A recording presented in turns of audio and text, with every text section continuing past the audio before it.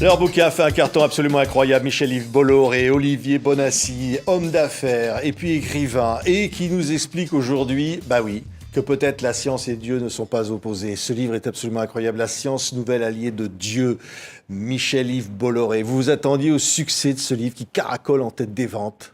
Écoutez, je pense que c'est une question qui intéresse finalement les gens beaucoup, parce qu'il faut se la poser au moins une fois dans sa vie. En plus de ça, cette question, elle est connexe, elle est connectée à une autre question qui intéresse tout le monde, c'est existe-t-il une vie après cette vie? Et alors bon, voilà, je pense que les gens sont intéressés, parce qu'il est évident que si Dieu n'existe pas, il n'y aura pas de vie après cette vie. Donc je pense que les gens se posent la question. Alors est-ce qu'on s'attendait? On savait qu'on avait un bon produit. On se rend compte en ce moment qu'il y a une vraie attente, oui. Qui est incroyable, hein, succès de ce livre. Olivier Bonnassy. Alors c'est quoi, la science est l'allié de Dieu désormais, enfin, je serais tenté de dire? Oui, alors en fait, aujourd'hui, vous avez 51% des Français dans un dernier sondage qui disent qu'ils ne croient pas en Dieu.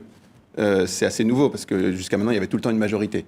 Donc ce livre a pour but de donner tous les éléments factuels pour qu'on puisse se faire une opinion éclairée en partant des découvertes scientifiques des 100 dernières années qui ont complètement changé la donne en fait.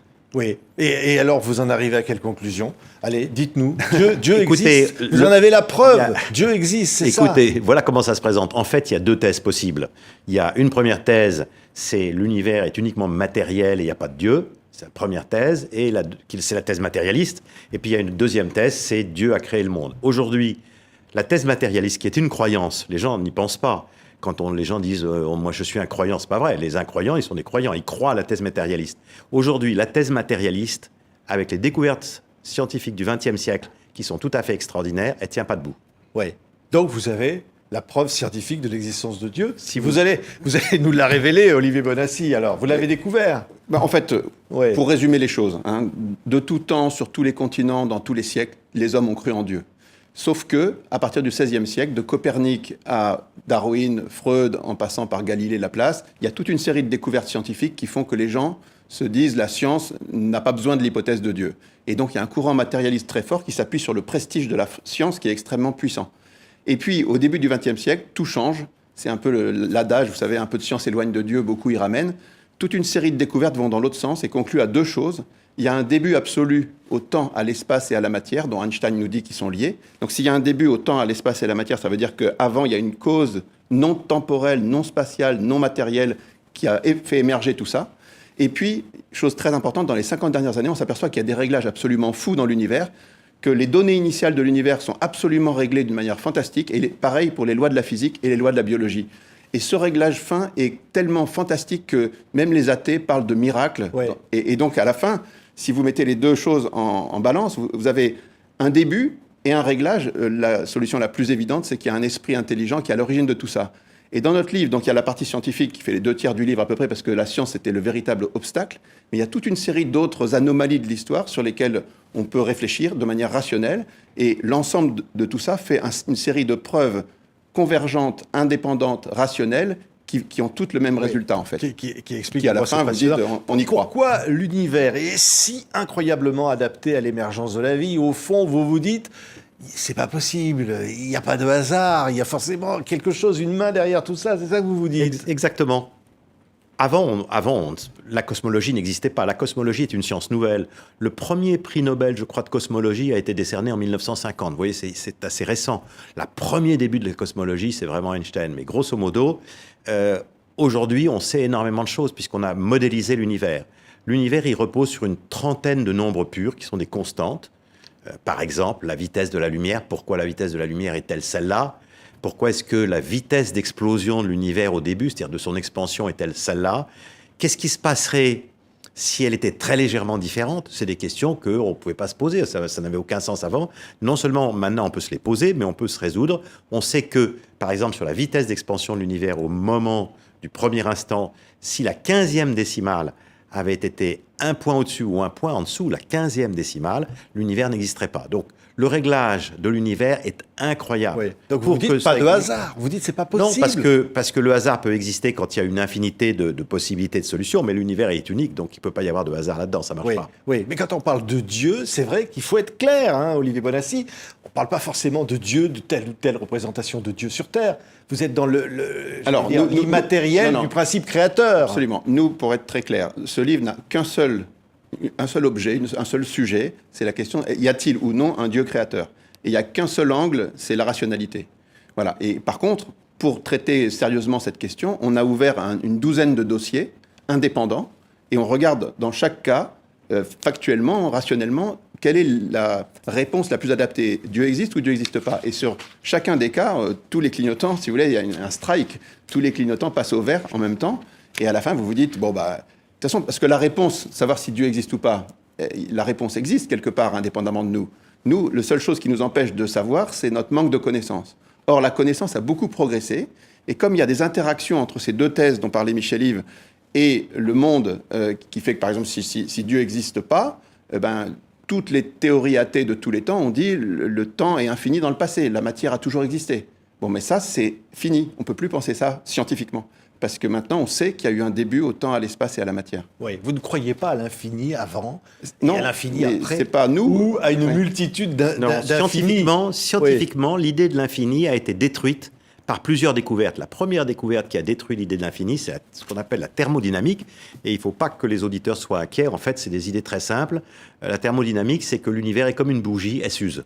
On l'a allumée, elle brûle, ça va durer un certain temps, mais en fait, donc ça s'arrêtera. Il y aura la fin du monde, la fin de l'univers. Voilà, par exemple, le Soleil que nous aimons beaucoup, il est né il y a 4 milliards d'années. Avant, il n'existait pas. Et nous savons aujourd'hui que dans 5 milliards d'années, il sera complètement éteint, il sera complètement noir et froid. Donc, tout le système solaire va être éteint. Et après le Soleil, toutes les autres étoiles, le Soleil est une étoile, toutes les autres étoiles de l'univers vont s'éteindre les unes après les autres, comme un tas de bûches dans une cheminée. Elles vont s'éteindre. Donc, dans un certain temps, loin c'est certain, mais peu importe, dans un certain temps, l'univers sera entièrement noir et glacial. Oui. Voilà. Donc, c'est une vérité scientifique aujourd'hui. Oui, mais alors, bon, c'est vrai qu'on a du mal à imaginer ce que c'est que ce principe créateur. Vous l'imaginez comment? C'est quoi? C'est un être supérieur qui a décidé de tout ça, qui s'est dit non, mais tiens, vous êtes vraiment un journaliste. On va faire les hommes comme ça, on va faire les femmes comme ça. Ce livre ne parle pas ni de qui est Dieu, ni de est-ce qu'il s'est révélé, comment vivre avec lui. Tout ça, c'est pas le sujet du livre. Nous, c'est la seule question à laquelle on veut essayer de répondre sérieusement, en ayant vraiment fait travailler. On cite 62 prix Nobel. Il y a un chapitre avec dont un prix Nobel qui fait la préface. Hein. Il y a le prix Nobel qui fait la préface. C'est pas n'importe lequel. C'est celui qui a découvert le rayonnement de fond cosmologique, qui est la preuve du Big Bang. Bon, donc on cite des gens très sérieux, on les met bout à bout pour répondre à une seule question, pas qui est Dieu. Ça c'est le tome 2, ça. Mais le tome 1, c'est est-ce qu'il y a un Dieu créateur ou pas? Est-ce qu'on peut se prononcer sur cette question? Parce que vous savez pourquoi est-ce que les gens, Michel-Yves disait, tout le monde se pose cette question, et c'est vrai. Mais pourquoi est-ce qu'on ne se la pose pas plus? Parce qu'on pense qu'elle est indécidable. Et là, nous, ce qu'on prétend, c'est qu'aujourd'hui, elle est de moins en moins indécidable, voire décidée. Oui, voilà. C'est pour ça qu'on a titré le livre « L'aube d'une révolution ».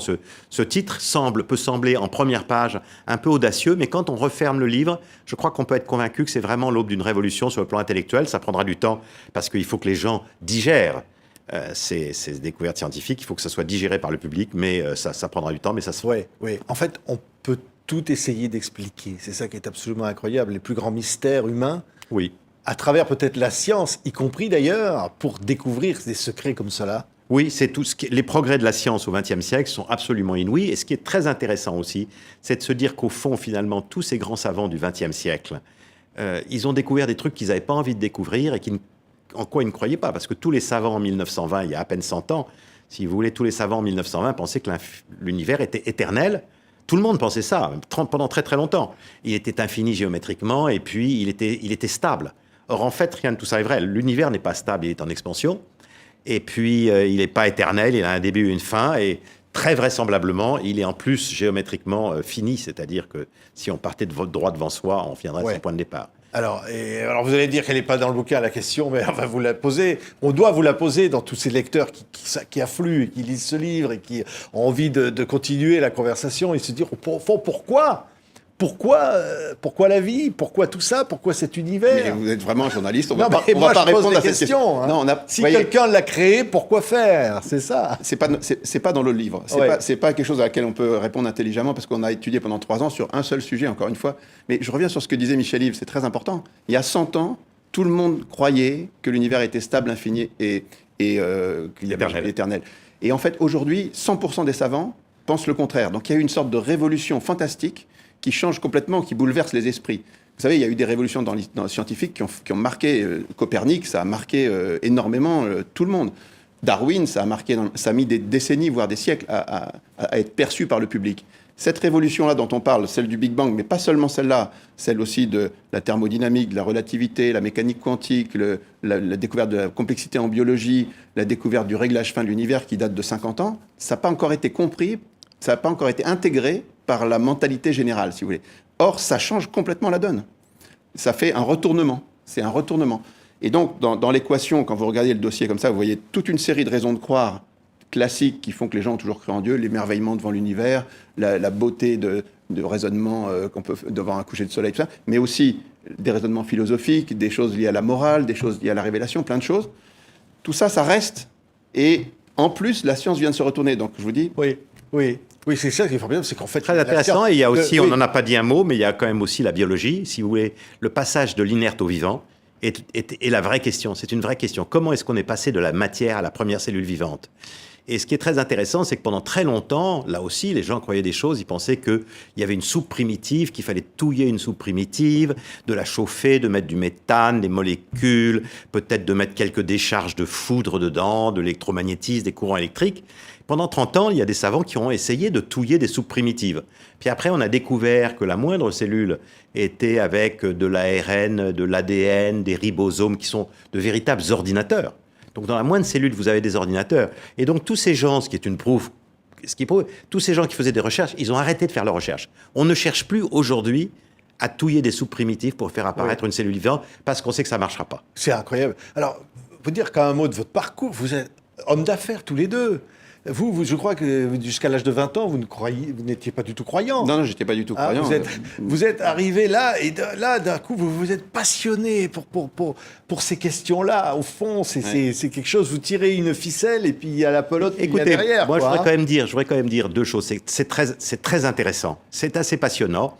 D'abord, on peut le lire déjà comme des récits historiques, c'est-à-dire ce sont des découvertes avec des gens passionnants, des gens très intéressants, des savants qui ont des vies très complexes, souvent agitées, etc. Donc, on peut le lire déjà comme des récits de découvertes qui sont très intéressants. Et puis, ils font des découvertes qu'eux ne souhaitaient pas du tout. Ils ne souhaitaient pas découvrir ça. Ça les a même dérangés terriblement. Et après, on peut sous-peser quel est l'impact de ces découvertes sur la métaphysique. Et on s'aperçoit que ce qui est extraordinaire, c'est qu'au XXe siècle, la physique s'est tellement développée qu'elle est venue envahir le champ de la métaphysique. Avant, il y avait la physique et la métaphysique et personne ne se parlait. Mais la physique, elle a débordé de son lit comme une crue énorme, comme on voit à la télévision quand il y a les fleuves qui débordent. La physique et les mathématiques ont débordé de leur lit et ils sont venus envahir le champ de la métaphysique. Et ça, c'est très amusant. Merci. La science n'est pas devenue, pour le coup, à l'inverse, une nouvelle croyance. En science, ce qui est intéressant, c'est qu'en science, il y a des domaines dans lesquels il y a des consensus et puis il y a des domaines dans lesquels il y a des hypothèses. Nous, on parle que des consensus, que des choses qui sont sûres et certaines, sur lesquelles on ne reviendra pas, comme le fait que la Terre est sphérique ou que on tourne autour du Soleil, des choses comme ça. Le Big Bang, on l'observe, on est sûr qu'il y a la théorie et l'observation qui concordent complètement. Personne ne remet ça en cause, donc on peut réfléchir à partir de points comme ça. On peut réfléchir à partir de ça, mais il y a tout le reste. Il y a tous les doutes. Il reste les doutes. Vous êtes pétri de doutes, j'imagine. La vie après la mort, enfin bon, tout ça. Non, c'est pas pareil. Il reste beaucoup de questions qui sont complexes, énormément de questions auxquelles on n'a pas de réponse. Mais ce qui est intéressant, c'est qu'on a quelques points sur lesquels on peut s'appuyer pour monter, un peu comme quand vous faites une paroi rocheuse dans les Alpes, vous vous intéressez aux prises solides qui vous permettent de monter. Les prises qui sont trop loin et qui sont inaccessibles, ça ne vous intéresse pas. Les prises proches, pas solides, ça ne vous intéresse pas non plus. Donc on se concentre sur un certain nombre de points qui permettent de conclure. Incroyable, hein, ce qui vous arrive, parce que Michel Bolloré, vous recevez des lettres de tous les côtés, tous les jours. Oui, les gens qui lisent le livre, c'est très surprenant. Qui veulent échanger comme ça. C'est très surprenant. Ça suscite quelque chose de fou. Hein. Oui, je suis très surpris. Ça veut dire qu'il y avait une attente. Cette attente, elle a sans doute été bridée par, je dirais, finalement, une certaine... comment dirais-je, les gens n'osaient pas trop en parler, soulever le sujet. Il y a une sorte de peur un peu de cette question, alors qu'il y a une attente. Donc, on est assez surpris, effectivement, de la réaction. Et j'insiste sur un point quand même. Ce livre avait deux exigences. Une, d'être très juste scientifiquement, et une autre, d'être accessible pour tout le monde. Alors moi, je dis de 7 à 77 ans, Michel Livre dit, t'exagères Ça va au-delà. à partir de 15 ans. Mais en tout cas, c'est fait pour être compris par tout le monde, parce qu'effectivement, c'est écrit de manière simple. On a fait relire par des tas de gens pour que ce soit compréhensible. Il n'y a pas de jargon, et on explique tout. Voilà. Ben, c'est passionnant, effectivement. Michel-Yves Bolloré, Olivier Bonnassy, Dieu, la science, l'épreuve, l'aube d'une révolution est publié chez Guy Trédaniel. C'est le livre qui fait un carton, je le disais, en ce moment. Merci beaucoup à tous les deux d'avoir été nos invités. Merci à vous. Merci beaucoup.